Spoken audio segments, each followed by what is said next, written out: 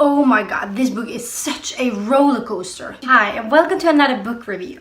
Today on the book menu we have The Heir by Kiera.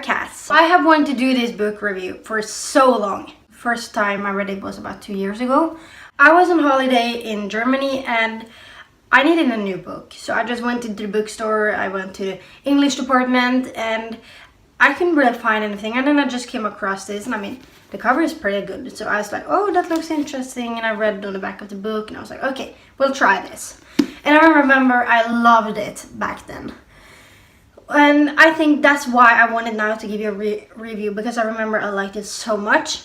And therefore I decided to read it again now. So I could actually give a review of it. And I don't know, I have never been so disappointed at the same time as I was so captivated. It's just, I don't know what to say about this book really, but yeah, I'll try to get into it, you know. Firstly, the book is approximately 342 pages, and then you get, on the end of it, you get a little sneak peek of this, which is another book from Sequel. And the first thing you need to know is this book has a cliffhanger, and I completely forgot about it. And when I read this book now, I was like, okay, that's right, it was a cliffhanger.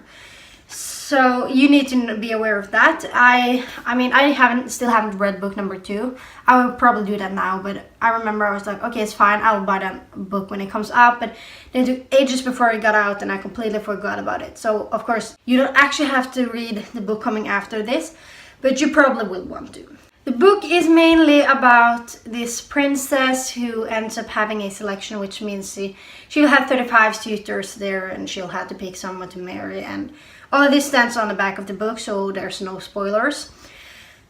But of course, as every story doesn't go as it's planned. And I think there's not too much more to say about exactly that. So it's a really simple story really. So that's mainly what it's about. But then of course there happens so much and you get to know, like, I think you get to know about 15 guys. Obviously the author won't put in 35 personalities and all of that. So you get to know about 15, 20 guys, something like that. The main character in the book is Edelyn Shreve. I might have pronounced that wrong. It says, and about to become queen. And that is, of course, mainly what this book is about, as well as having the selection. Personally, I don't like this character. I liked her in the beginning and most parts of the book. But at the end, she did a lot of things that I didn't like, firstly. And secondly, said a lot of things I just thought was really rude, even though she's princess and have all this power. So I kind of come off ending the book with not liking her. But most parts of the book I did like her, so that's fine. I wouldn't say you shouldn't read it because of the character, because that's really fine. However, I didn't really like any of the personalities in the book besides her as well. I probably liked her brother Aaron, but that was about all, because there wasn't that much in the book in one way. And her relationship to her parents was just so confusing. They were like cuddling her all the time and I was like, this doesn't make sense. I was just kind of feeling like they were treating her like she was 12 and she is supposed to be 18 or 19, I think. So I just kind of came off feeling there was a really unrealistic relationship between her and her parents, even though I also get the point why the author wanted it that way, because she is supposed to become queen. She has so much relying on her and her parents wants to comfort her, but again, it didn't make sense. So I didn't like any of these personalities really at all. When it comes to all these suitors, I think that was a great variety of different personalities. I didn't mind that at all, and I didn't mind the way the author had wanted to make these kind of different relationships between the guys and the princess. So that part was okay, but mostly I didn't really like much of the main characters' personalities. I won't say there was a defined plot in this book. I think actually the huge plot will come in the next book. I did spoil it for myself because I was like, okay, I can read it if I know how it ends. If not, I will waste money on a book that I probably won't like because it won't end the way I wanted to. Okay, as far as I'm concerned, I think the plot is in the next book, but of course there are certain plots in the end, and you can see hints of the plot in this book. So yeah. So again, the main plot is in the next book, except for the cliffhanger in this one. This book is a real roller coaster for me because I remember I loved this book so much when I read it the first time. So when I started reading it again, I was really disappointed and I was like, oh my god, I'm gonna waste so much time on reading this book. But that kind of changed because I think what I didn't like about the beginning of this book was the way it was written. It was so simple. Everything was moving so fast, it hardly made any sense to me. And then I came to chapter 12, I think it was. And then I started getting captivated because then things started happening and you got more of that kind of action.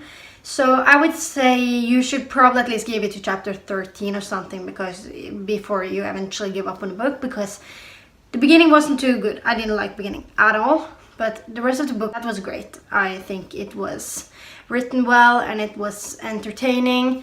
So I would say that was okay. So one of the things I really liked about the book was the way you were drawn into the story. This book has a first-person view, so you follow Edeline's view all the way throughout the book, and in that way you kind of get to experience all of these great moments. Like, it's a huge castle, there's great weather, there's a beautiful outside part with garden and all these pretty dresses, and I really love the way you got to feel like you were a part of that. And I don't know, I just felt like that was a really uplifting way of feeling when reading a book, and I think that's what made chapter 12, 13 so special to me, because I finally started getting that feeling that something was happening. I was a part as a reader of the story, and that I think is a really, really great thing for a book to have, so you don't feel like there's a huge distance. And I don't know if I said this before, but I hate first person view. I don't know, I don't like it because I feel like I miss out so many parts of different characters. But this author really made it easy for me to like everyone, because the personalities came so easily into the story. It was so well planted, and especially when I say this, I think about the suitors, because many of them had really great personalities and they were really shown in the book, and I just really love that. So yeah, that's a really huge plus to the book. I do, however, have one concern about the book. This stands on the back of the book, so this won't be a spoiler. But Evelyn is not thrilled at all about having this selection. And of course she tries to make this really hard. And people ask, like, is she gay? And I mean, I think the way the author wanted to make this situation and this question, you know, kind of get around it was... I was actually thinking that was kind of rude. I might be reading into this. I don't know, I just felt like it wasn't done and written in a good way. And again, I just feel like the way she would just be laughing it away and be like, oh my god, does people really believe that? Like, I felt it was that kind of attitude towards it. And honestly, I'm feeling like that's a bit disrespectful for the LGBTQ community. So I don't know, I just thought that was important to have in this book review, because if an author decides to have include something like that, and it turns out being disrespectful, I think that's a really bad thing to include in a book, because people will eventually feel offended. And I think it's so important we don't make it okay to write disrespectful parts of a book towards certain people and certain groups. And yeah, so I just thought that was really important to add in this. But of course, I might be reading into it again, and people look at things differently. But yeah, you should. I think at least you should know my opinion on that. So, moment of truth. I would recommend you to read a book if you had the time to give it a chance. And of course, everyone experiences books differently. So some would probably say they loved it from page 1, while others would say, I didn't like it at all. I'm kind of in the middle of that, somewhere in between. So I would say give it some pages and chapters, and you probably will like it somehow, I think. But again, if you're not into princesses and these kind of love stories, I would recommend you not to read it, because it's really easy written, I think, and that can make it a bit more suited for younger people, like probably the age when I read it the first time, about somewhere 13, 14, 15, somewhere between that. But again, if you want to just be taken away to the beautiful world of royal people, I would say it's a great book for you. So yeah, so I hope you found this review very helpful, and if you did, I hope you will subscribe and like and share and all of that.